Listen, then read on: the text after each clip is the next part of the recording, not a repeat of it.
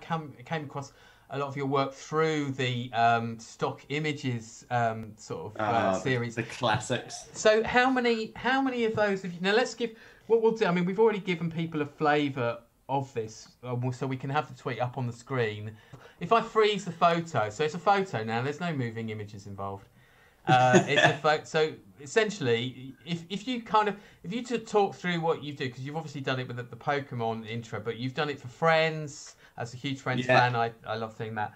So we can talk our way around. We could talk your way around the oeuvre. You know, how did it start? And it's a weird. So this is one of those projects that I never thought this would be a thing. But so I used to work at the Beano a few years ago, and we used to make content for them. Me and a few other comedians were there: Cassie Atkinson, Johnny Cochrane, Emma Shaw, and we all can sort of do. We all come from live backgrounds, but we also know sort of video and editing and stuff. So we used to use this stock site, which has some of the most horrific video on that you'll ever see, and it's hilarious. But it feels like it's infinite. There's so much. Like whenever you need something, you put in a broad term, and something's there. So for years, I just sort of got used to seeing stock and using it for joke stuff, and then during the pandemic, during the May of the 2020, just didn't have anything on. My wife was working very hard, but I was just going through one of those phases where, life shut down and didn't have any work for a few weeks. And we were watching something, and instantly after, NCIS came on the TV, and the intro just looked like completely no actors or anything, just like it was stock footage. I joked to my wife, Kate, I was like, I could probably make that out of stock footage. And I thought, that's really funny. There's something there. So I thought, could I do it?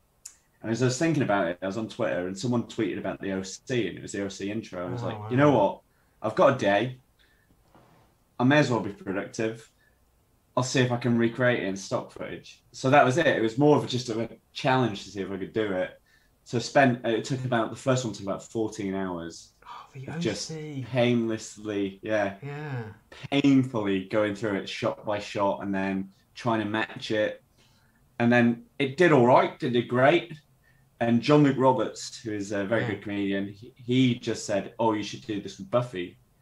And so I was like, "Yeah, why not?" So a few days later, I did exactly the same for Buffy, and then that took off. That was a Buffy one. And again, I know exactly how it took off. It was Chris Hewitt, who's from Empire, somehow got hold of it, and he shared it, and then that got to Joss Whedon, and that shit, and then that's what it went. And it was my wife's birthday as well, and my phone was going, and like I thought I'd turn notifications off, but it's just going mad. So I was like, oh yeah, that's took off, and then because it's taken off, I was like, well, people seem to like this, I'll try others. And then, they just sort of snowball from there. Some do good, some don't.